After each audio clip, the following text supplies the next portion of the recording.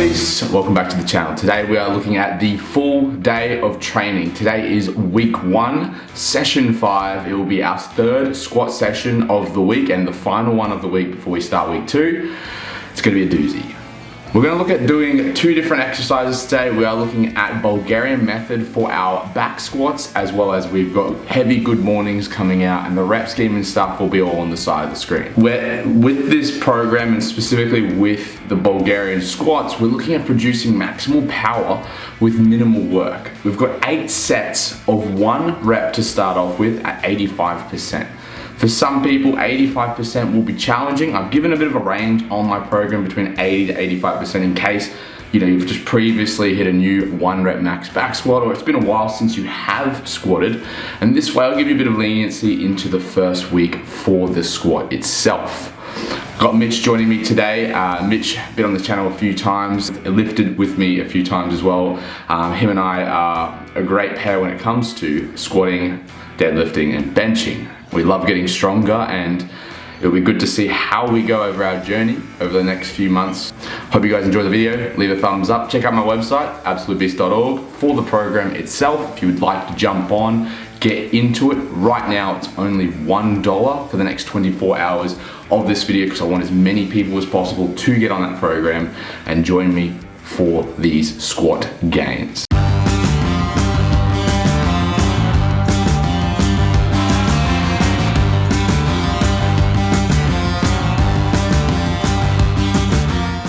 Squat session 3.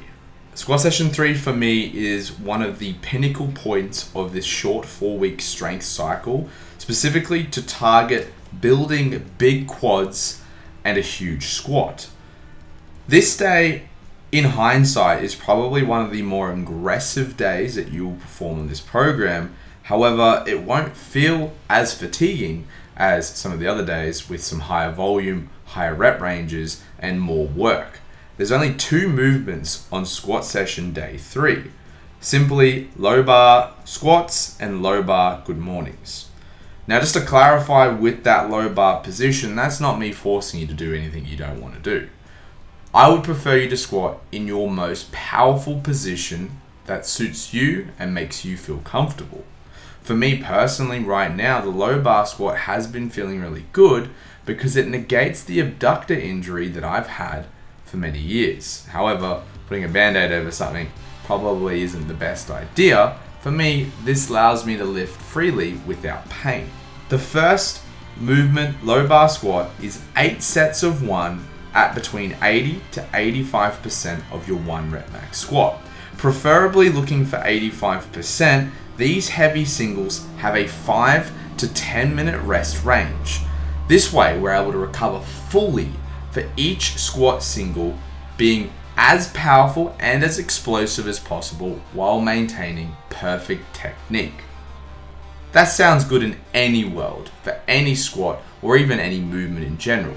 Of course, technique breakdown does come with time, but the goal here isn't to pick a weight that's going to crush you for 8 sets of 1.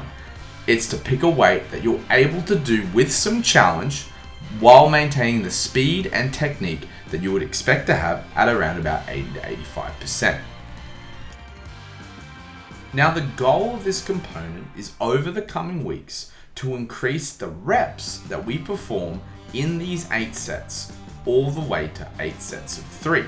If you're able to achieve, hypothetically, 8 sets of 3 at 85% of your 1 rep max squat, then you definitely have a PB within reach. Obviously, this isn't guaranteed. There's going to factor in many different components of your lift, including technique, core bracing, positioning, and just overall readiness on the day. However, 9 times out of 10, I find after being able to hit 8 sets of 3 at 85% of any given movement, you're in a good position to progress. Of course, a couple of things you need to keep in mind with this particular aggressive weight range for our lifts is you are going to start feeling fatigued around the 5 to 6 rep range. Be mindful, have something with you that will give you extra electrolytes throughout that workout. A bit of a sugary drink like a juice or I like to go with a cordial on the side just to keep me boosted up for these kind of lifts. Secondly to that, if you have recently PB'd, you've hit a new squat 1RM, the 8 sets of 1 are gonna feel like death. So be prepared to grind out some heavy singles, but make sure that technique maintains. If not, you absolutely cannot maintain perfect technique. Drop that weight down to around about 80%, still allowing us to feel the weight, feel the singles, but condition our body to performing these heavy sets. The other good carryover this kind of set and rep range has is it allows us to practice some moderate to heavy singles for competition, especially if we are lifting in powerlifting or even strongman, where it demands for those 1 rep max technique. 1 rep max technique is way different to your regular 2s, 3s, 4s, 5s, and 6s, purely for the fact that we have a different kind of setup position for the lifting of that huge weight. Mentally and physically, it is way more demanding than doing multiple reps at a certain weight. Your setup will be slightly different. You will brace a lot harder. You will breathe a lot harder. You'll be nervous and you will psych yourself up a lot more performing heavy singles. This is a good way to practice.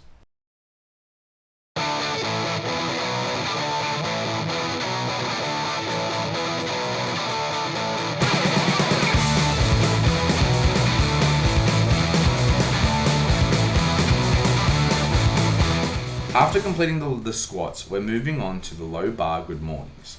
Now, same as the squats, if your preferred position is the high bar squat, I don't mind if you perform your good mornings in that high bar position as well. The reason I like low bar good mornings, specifically in that position, is when we are in the high bar position and we start to accumulate quite a bit of load, I find as the load gets heavier towards the 80 to 100 kilo range, it's gonna fold you in half like a deck chair. So being sure that when we good morning, we have a good position on that barbell, we keep our chest upright and our eyes forward. This will enable us to be in the best position possible and really activate those hamstrings. 3 sets of 6 at a 7 RPE. If you're not too sure about what RPE stands for or how to accurately use it in your training, I have a video for this. I'll leave a link in the description. 3 sets of 6 is perfect for strength, and we're looking at hitting a 7 RPE, so there should be definitely 3 reps left in that tank performing each set. Find the weight with the first 1 to 2 sets of this movement, and then on the 3rd and final set, you should be able to hit it comfortably, definitely agreeing with that 7 RPE range. One of the best bits of advice in reference to finding rate of perceived exertion or RPE comes from Dr. Mike Israetel, where he describes finding that first weight, especially in week 1 of any given program. You should definitely count the sets included in finding that 7 RPE. So for example, if you start your first set and let's say you do 50 kilos for the good morning, you're like, it's probably like a 5. I had way more in the tank. You jump up to 70 kilos for your second set. However, this is more like an 8.5 to 9. I mean, I wouldn't really count half RPE as a thing, but let's just say 9 RPE. You're like, whoa, that was way too much weight. And then on the 3rd and final set, you decide to drop back to 60. You're happy with that weight. You write it down in your log. You know for next week that 60 is a 7 RPE. You're happy with that. And that way next week, you don't have to do this guessing game. You might be like to me, oh, but Ty, why not just work out the set first and then do 3 sets at that weight? Look, absolutely, if you have the energy in the tank to perform that. However, obviously fatigue management and the stimulus to fatigue ratio, it's something that we need to keep in mind at all times, especially if you are looking at getting much stronger. If you're always fatigued, you're never going to hit bigger weights. So if you're spending 2-3 sets trying to find your first set's weight and then have to perform 3 more sets, you're just going to not only mentally fatigue yourself, but physically fatigue. It's only week 1. We're not worried too much about hitting a massive weight on the good morning. What we are looking at doing is finding the correct weight for future weeks. Once you obviously get good at this, or if you do know your own ability and you have performed many weighted good mornings before, obviously the guessing game won't be as hard. You'll kind of know where to hit based off prior experience. This is for more the newbies who aren't too sure about where their kind of weight sits. And if anything, lighter is going to be better all the time because technique is always going to triumph over overall load. Look, and that's it, folks. That is squat session 3 of week 1 of our 4-week squat program.